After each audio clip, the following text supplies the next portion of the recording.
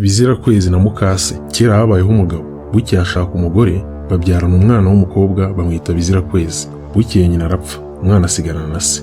Samurira igihe gito atarashaka undi mugore, aza kurambirwa kuba wenyine, nuko areshya undi mugore. Umugore ahageze atangira kwanga uwo mwana, abwira umugabo we ko batazabana kereka abanje kwica uwo mwana. Umugabo asanga atabona intege zo kwiyicira umwana, ariko umugore arigendera. Bukeye areshya undi mugore, nawe biba kwa kundi. Asanze nta mugore uzemera uwo mwana, nuko ava ku izima yemera kwica umwana. Nibwo agufatiye uwo mwana ajya kumuroha mu ruzi, ruramutwara.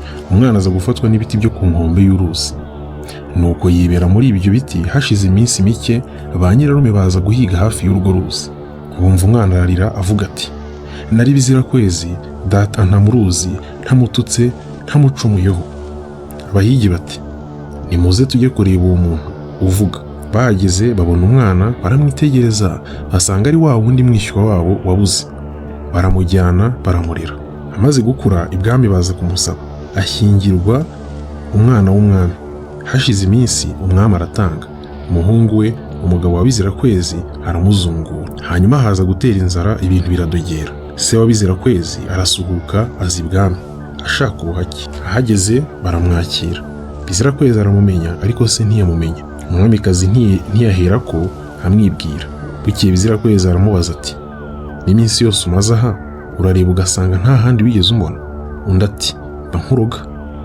Bizirakwezi ati, nta mwana ugira? Umugabo ati, nta mwana ngira, n'uwo nari mfite yarapfuye. Umwamikazi ati, ese yishwe n'iki? Undi ati, yari umwana w'umukobwa, nyina aza gupfa. Mushakiyeho abagore baramwanga, bituma dutandukana kuko nangaga kwiyicira umwana. Bigeze ku mugore wa gatatu, kandi nsanze nta mugore w'ishyari uteze kuzamwemera, nemera kumuheba by'amabura kindi.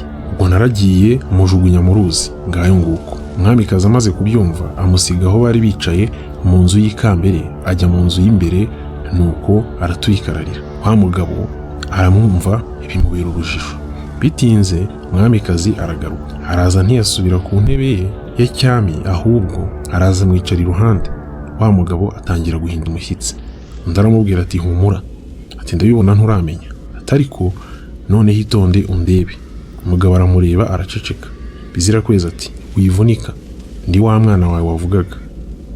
Imana yankuye mu maboko y'amahano y'abagore, ati kandi ndabizi wari waranze kuwumvira, biba amabura kindi.